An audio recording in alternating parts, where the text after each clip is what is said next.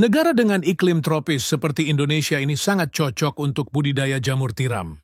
Cara budidaya jamur tiram cukup mudah dan modalnya pun tidak begitu banyak.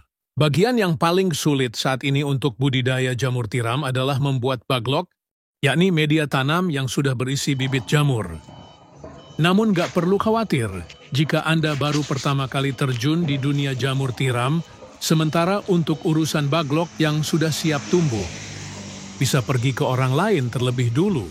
Lambat waktu jika usaha budidaya jamur tiram sudah mulai berkembang.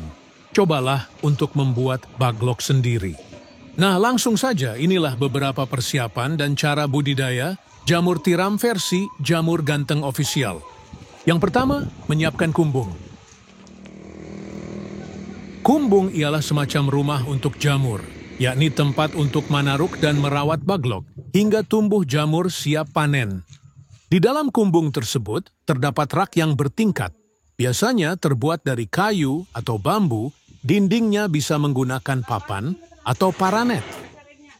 Dan pada bagian atap menggunakan genteng, jangan menggunakan seng atau asbes yang mudah mendatangkan panas. Bagian lantai sebaiknya dibiarkan menggunakan tanah, agar saat terkena air mudah meresap. Sedangkan untuk ukuran rak, bisa Anda sesuai sendiri tergantung ukuran kumbung dan baglok yang akan dibudidaya. Namun idealnya ketinggian ruang sebaiknya tidak kurang dari 40 cm. Rak bisa dibuat 2 hingga 3 tingkat lebar. Rak 40 cm dan panjang setiap ruas rak 1 meter. Setiap ruas rak bisa memuat 70 hingga 80 baglok. Kemudian menyiapkan baglok. Perlu kalian tahu, kualitas baglok yang bagus sangat mempengaruhi pertumbuhan dari jamur itu sendiri. Baglok ialah media tanam untuk meletakkan bibit jamur yang terbuat dari serbuk gergaji. Serbuk kayu tersebut dimasukkan ke dalam plastik berbentuk silinder dan pada ujung plastik diberi lubang, di mana lubang tersebut nantinya jamur tiram akan tumbuh keluar. Saat ini baglok jamur tiram YJ berbobot 1 kg dijual, kisaran harga 3.000. Cara merawat baglok. Pertama, silahkan letakkan baglok pada rak yang sudah berada di kumbung. Anda bisa menyusunnya secara vertikal atau horizontal. Jika menyusun secara horizontal, berarti lubang baglok berhadapan ke samping.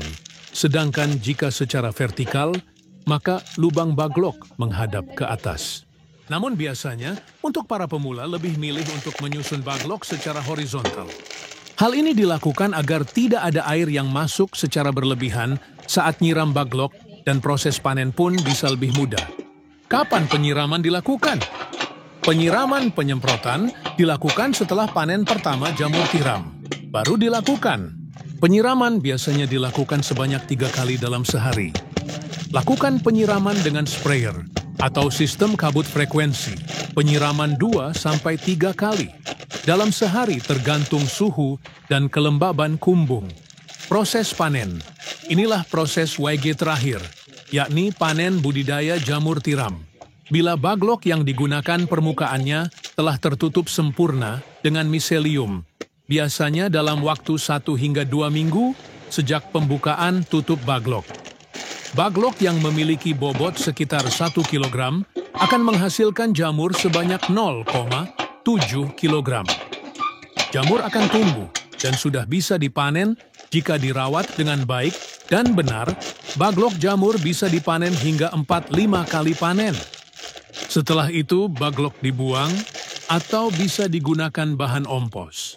Pemanenan dilakukan terhadap jamur yang telah mekar dan membesar tepatnya bila ujung-ujungnya telah terlihat meruncing.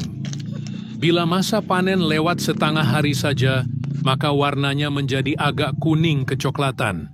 Bila sudah selesai itu, jamur cepat layu dan tidak tahan lama. Kemudian jarak panen pertama ke panen kedua berkisar 2 hingga 3 minggu. Semoga bermanfaat dan barokah. Amin, amin, amin. Monggo YJ minat mau usaha jamur tiram, bisa diorder baglok jamur tiramnya via 108 5259 352057 atau via Shopee Yayan Mushroom, gratis, konsultasi seputar dunia perjamuran, tidak usah khawatir, takut gagal siap dibimbing sampai berhasil.